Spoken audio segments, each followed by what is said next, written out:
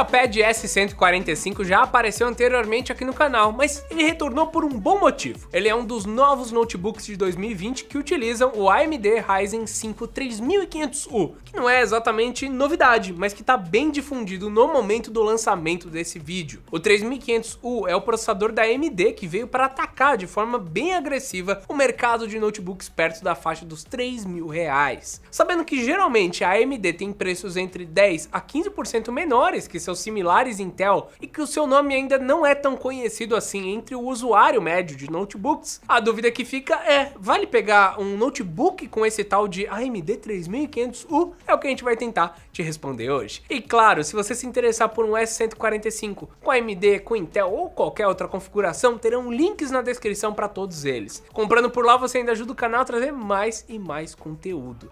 Para começar, vamos falar um pouco do notebook como um todo. O corpo do S145 de 2020 é basicamente o mesmo de 2019, que a gente já testou aqui no canal. Ele é todo feito em plástico, que é uma escolha mais econômica, bastante normal nessa faixa de preço, mas tem suas desvantagens. Dentre elas, esse material costuma manchar com facilidade, o que é um problema para algo que você apoia a mão o dia inteiro. Ele também é bastante sensível a arranhões. Por outro lado, ele tem uma aparência bem minimalista, com uma textura levemente escovada na tampa superior, que dependendo da luz até parece ser completamente liso, o que o deixa bastante discreto e até com uma cara premium, apesar de simples. É uma máquina legal para você levar para a faculdade ou para uma reunião. Eu acho bem interessante que colocando lado a lado com o L340 ou com o Yoga S740, você percebe que todos seguem exatamente a mesma linha de design, com acabamento e componentes diferentes, é claro. O S145 agrada por ser bastante leve, eu até assustei, e fino, só que geralmente isso aí tem uma consequência, uma quantidade menor de portas de conexão. São apenas 3 entradas USB e uma para cartão SD, daquele grandão mesmo, além da entrada para fone de ouvido e da saída HDMI. Eu uso o notebook assim há um tempo e eu já me acostumei com algumas dessas ausências, mas não tem como negar que um RJ45, que é o cabo de internet, seria bom quando o Wi-Fi não tá legal, e uma outra porta USB nunca faz mal, mas também não tem ninguém fazendo melhor na faixa de preço. Em questão de teclado, temos uma boa confusão aqui no Escolha Segura. Enquanto eu, Bruno, até que gosto um pouco mais do que a Lenovo entrega, o Matheus achou que apesar de macias, as teclas resistem demais, demorando para registrar o clique. Em questão de trackpad, temos o comum para a faixa de preço. O deslizar vem bem desregulado, mas dá para implementar os itens de precisão do Windows. É basicamente um kit usável. Difícil achar pior e melhor pelo preço. Agora, um ponto importante e problemático do S145 é a sua tela. Importante porque esse é o notebook de entrada com as menores bordas da categoria e problemático porque a qualidade do que temos aqui é simplesmente fraca. Tecnologia TN e resolução apenas HD. As outras características também vão mal, e você nota isso ao trabalhar em ambientes mais claros. O contraste é bem ruim e até atrapalha um pouco da nitidez das fontes e dos ícones. Você pode até usar um modo escuro em tudo se encontrar ou, se possível, calibrar a tela, mas mesmo assim o resultado fica apenas satisfatório. Felizmente, como o S145 vende muito, você consegue fazer um upgrade dessa tela para uma IPS, algo que pode ser legal, mas que custa ali pelo menos de 500 a 700 reais, quem sabe até mais. Infelizmente não tem muito para onde fugir nessa faixa de preço, o que nos leva para, claro, o desempenho. Existem diversas versões do S145, mas o que temos por aqui é o que eu acredito ser o melhor custo-benefício para o usuário médio. Se você estava preparada ou preparado para gastar um pouco menos, parcela em mais vezes e tenta pegar esse equipamento para ter mais tempo de uso com o notebook. Estava pensando em um processador melhor com um disco rígido? Esquece! E claro, não pensa em 4 GB de RAM. Aliás, eu nem falei a configuração do notebook, né? Ryzen 5 3500U, SSD do tipo M2 de 256 GB e 8 GB de RAM, onde 4 são soldados e 4 podem ser trocados. O Ryzen 5 realmente consegue ter ganhos bons quando você está trabalhando com 2 memórias RAM em paralelo, então esse computador aqui está super equilibrado. Para facilitar, o Ryzen 5 sempre se parece com o Intel i5 vigente, então temos uma máquina bem equilibrada. A própria Lenovo oferece uma versão de S145 com o Intel i5 1035G1 e HD de 1TB, que nós vamos comparar por aqui e comentar mais a fundo em um vídeo separado. Atualmente o AMD sai por R$3.000 e o Intel por R$3.300, o que o deixa ainda mais caro, já que falta o SSD, que é uma peça também mais cara. Quando comparamos as duas configurações, o Ryzen fica um pouco para trás na velocidade absoluta do processador. Não é uma diferença tão significativa, mas o torna um pouco pior para atividades bem específicas, mas a diferença é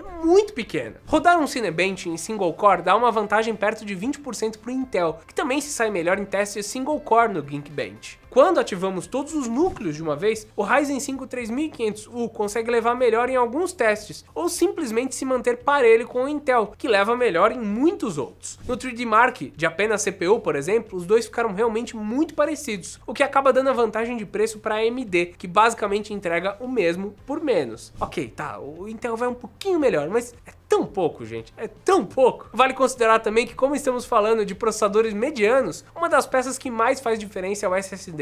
Além de reduzir o tempo de inicialização do Windows por uma boa margem, você leva menos tempo também para instalar jogos pela Steam, salvar um arquivo grande e até para buscar um aplicativo na barra de atalhos do Windows. O PC no geral fica mais rápido, então foquem em SSD. Se você pensa no tempo que leva para fazer qualquer coisa, de novo, o SSD é peça-chave. Além disso, um dos principais interesses de quem vem nos perguntar sobre notebooks nessa faixa de preço é jogar, e nesse caso a placa de vídeo integrada da AMD, a Vega 8, fica bem na frente. Alguns dos processadores mais potentes da Intel estão usando uma solução nova, chamada Intel Iris ou Iris Plus, para substituir o Intel UHD, mas esses processadores com final G1 ainda estão utilizando algo mais próximo das placas integradas antigas e que deixam um pouco a desejar. O GTA V, que eu já comentei, roda bem próximo dos 60 quadros por segundo no Ryzen, na configuração mínima e em 720p, que é a resolução da tela. Se você preferir, dá para sacrificar alguns quadros, chegando mais ou menos em uns 45 por segundo, caso queira subir as texturas para o alto. Enquanto isso, no Intel você sofre para chegar nos 30 quadros por segundo, e em algumas situações, como pilotando um avião ou se houverem muitos NPCs por perto, o jogo fica mais travado, é quase impossível de jogar. Voltando pro Ryzen, Valorant ficou numa média de 100 quadros por segundo. Em alguns jogos mais simples, como Civilization 6, você consegue jogar até sem estar na tomada, mesmo que só por 2 horas. O Teteu descobriu isso daí quando ele ficou sem energia na casa dele.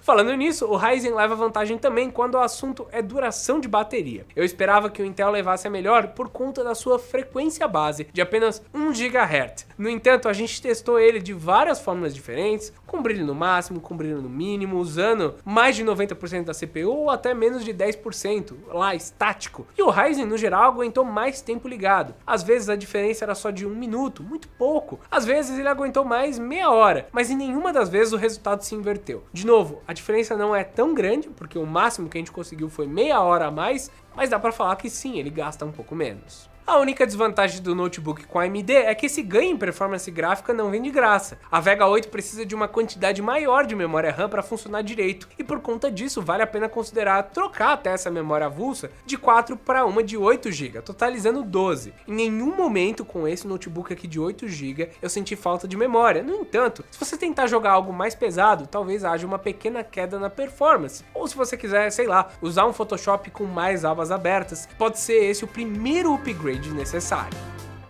Para concluir, depois de usar esse notebook por um tempo para trabalhar e para jogar, ficou claro que o Ryzen 3500U aguenta o tranco. A desvantagem na capacidade do processador é muito menor do que os ganhos em performance gráfica e na velocidade do sistema por conta do SSD. Então, um Ryzen 5 com 8 GB de RAM e SSD é não só um bom notebook, como, na minha opinião, um ótimo custo-benefício, o melhor custo-benefício do segmento, já que o Intel está geralmente de 10 a 15% mais caro do que ele. Se eles estiverem com o mesmo preço, ainda vale a pena pegar o AMD por ele ter uma GPU melhor, o que o deixa mais equilibrado, na minha opinião, dando um gás para aqueles que querem dar aquela jogadinha ou que demandam mais de aplicações gráficas com 3D. Se você se interessou, lembre dos links na descrição e deixa também um comentário me dizendo o que você acha desses novos notebooks com Intel i5 ou com AMD Ryzen 5. Se você gostou, não esquece de novo do like, que nos ajuda bastante. Também se inscreve, porque tem vídeos novos de notebook, de guias de compra e de tecnologia saindo todos os dias.